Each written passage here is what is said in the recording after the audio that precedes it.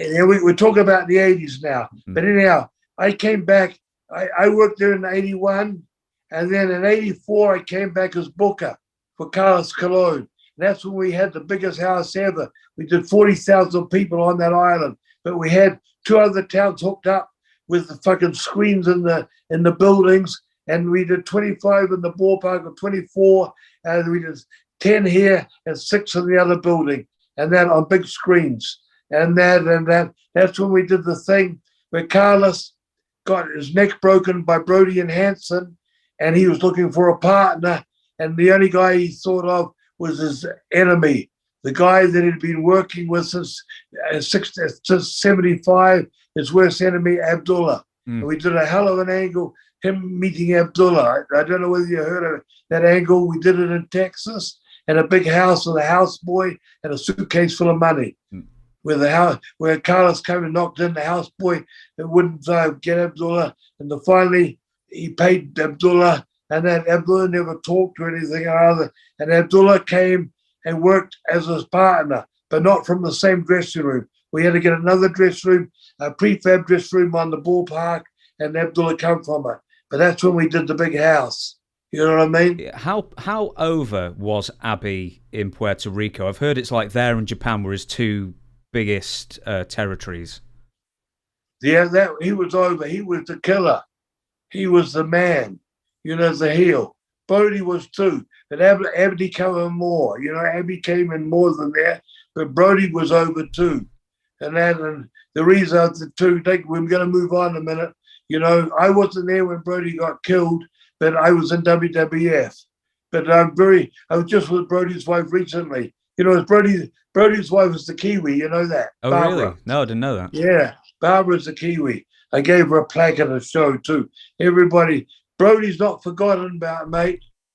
Brody's still living in that. And you know how many years it is? It's 33 years. Yeah, was it 34 years since he's 88? Yeah, 88. Well, I mean, since you've brought it up and everything, we'll talk about it a little bit then. I know you weren't there at the time, but can you talk about Jose Gonzalez? Was he always the type who could kill somebody? And also talk about Bruiser Brody as a person and as somebody who could wind up promoters. Bruiser Brody was one hell of a hand. When you put him on the card and you had a good opponent, even if you didn't do an angle, and you had a hot heel or a hot baby face, and that put Bruiser Brody with him, and the house would be sold out. You know what I mean? Mm-hmm. But now Frank, I lived in San Antonio a year and a half, and then he lives in Brooksville, 30 or 25 miles out, and that now he worked for me a lot. Plus, he worked for Fritz out of Dallas. Bruiser Brody had no ties with anyone.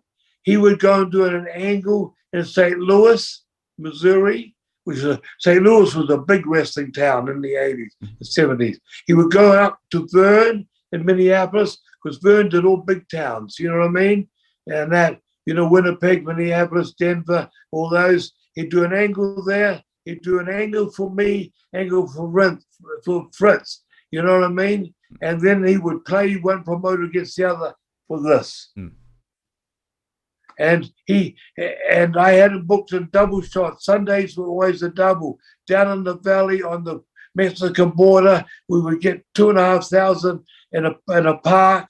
You know, in the 80s, in a spot show, 2,500, fucking good crowd. And then we'd do the Hemisphere in San Antonio at night. We'd do a double shot. You know what I mean? We'd have a private plane and fly between the both. We'd have workers in both towns. And just the tag team and the single would fly. You know what I mean? In and out. And Frank effed me with that. You know, done an angle with him which was showed on the Saturday for the Sunday. And I built up it, and then did the heavy angle, and he no-showed me. And those towns were dead. Well, we got San Antonio back, but down in the valley on the Mexican border, and maybe it took me 6 to 8 months to get from 2,000 people to 400 people. That's how they hurt you. You know what I mean? Yeah. Did it stop you from ever trying to book him again? Did it stop you from ever booking Bruiser Brody No, again? he had to use it. No, him and Abby were sellouts. Automatic in Texas, he was a babyface because it was his hometown. And Abby and him in Texas, fucking just put the names on the card. Building sold out. You know what I mean? Because they knew it's going to be a wild, bloody match. You know, both of them. That was Frank. Frank was that was any place he was babyface. Now, getting to his death in Puerto Rico, he'd been there so much since in the 70s and that people would love to see him because they knew he could beat up people. But now they were starting, the other heels came in and started knocking him, and he had that semi-babyface feel. People wanted him now to beat up the top fucking heels, you know what I mean? Yeah. Because they knew, you know, when he became babyface, he was going to switch. He was going to work like a heel still. A lot of people, when they switched to baby faces, like we did, we changed our style then completely. You know what I mean? Which is not good, really. But it was two different companies. One was the Southern company, and one was the Northern company. You understand? Mm-hmm. So we changed completely. But Frank stayed the same. You know what I mean? He came out, and people wanted to see him work like a heel against a heel, and that's what was happening in Puerto Rico. And Carlos Colon was God there, you know what I mean, from day one. And Vader was number 2 on the ladder. But Frank got over completely as a babyface, and Vader would be pushed right down, you know what I mean? Yeah. Because this is a big man. And Vader was 5'10", 215 pounds, you know what I mean? 215 pounds. Here's a guy 6'4", 6'5", 270, 280 that came out of that dressing room, swinging that chain. Ooh, ooh, ooh. You know what I mean? And that machine went to the end of the match. He was a machine. You know what I mean? Yeah. And that was the one reason too. And the other reason too, we heard that, you know, over a period of time, Carlos had percentages of the house he was owed a bit of money, you know what I mean? And they were going to give him part of the action there in Puerto Rico. And that's what I heard, what went down, you know. And Vader had a chip on his shoulder too, Frank, you know, that I heard. Now, this is third party. Frank was brought in by Vince Sr. in 77 or 78 to get over. And when Frank goes in the territory to get over, he chops meat. Yeah. Now, the Invader was working for WWF, and he was in the middle of the card. He was beating the guys on the bottom. He was in the middle, putting the guys over, semi-final and final guys, you know what I mean? Mm-hmm. And that Brody came in and he was given to him on one of those shows. It was in New Jersey, and Frank came in and chopped meat, beat him up, didn't let him breathe. And Invader, you know, Puerto Rican, Boricua, you know, a Boricua's a Puerto Rican fighter. Yeah. He got that blood in him, you know.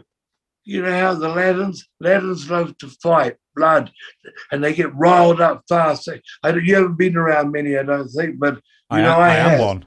I am Latin, basically. I'm Spanish anyway, so yeah. You got a temper? Not really, no. I think it's been beaten out of me. I was never that good at fighting. You've heard about it, right? Yeah, of course, yeah.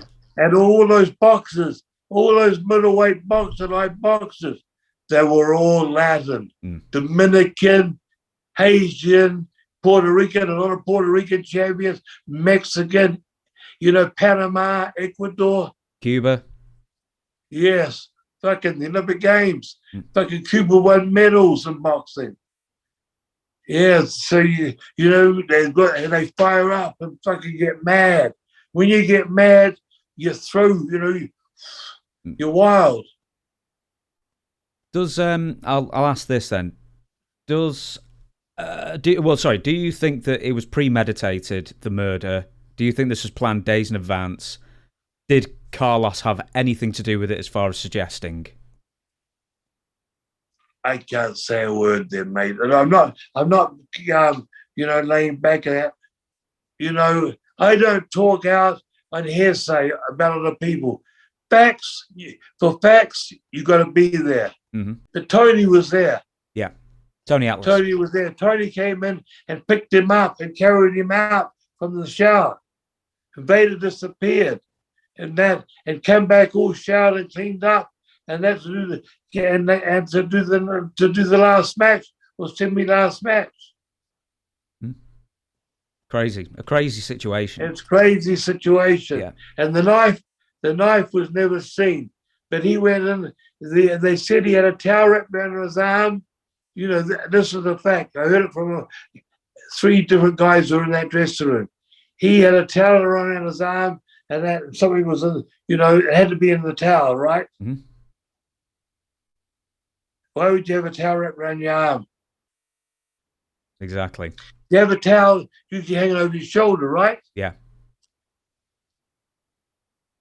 Yeah. So it's all sort of tying together a bit, isn't it? Yeah. So I don't know. I work with Jose after that. I was in the WWF then, but when I got out of WWF, I come back there as baby faces, turned heel. They never had a house over 12,000 after Brody killed in '88. You know that? Yeah. No, Ray Gonzalez got one house. They did a big thing on Ray Gonzalez with somebody who was a big name down there, and they got a 12,000 people house. I came back and I went into Carlos. I says, "We'll come in for 6 weeks. I'll do a turn heel again from being a Bushwhacker, turn heel again, and work against invaders in a cage match, you know, and it will come back in a death match for anniversary." So in the cage match, I did a crucifixion. And in the end, I actually knocked folks. We tied, Invader 3 up, and Invader 1, we tied him against the cage like this with barbed wire around his arms and around his body, through the middle, through the cage, and he's like that. And of course, he's got a mask on, there's blood coming from the mask, and he's like crucified. And then we did the interview on a grave, and we had a grave beside it, and it had the head. We had a headboard made, a plaque to go on the grave, which we used double-sided tape, and we put on there, and it had his parents' names. Oh. Puerto Rico's a Catholic country. Yeah. Religious, and we stood on that grave and did the interview. How's that? And we did from 12,000, the house come up to maybe 20,000. They hadn't had a house since Brody died, and that was 10 years after Brody died.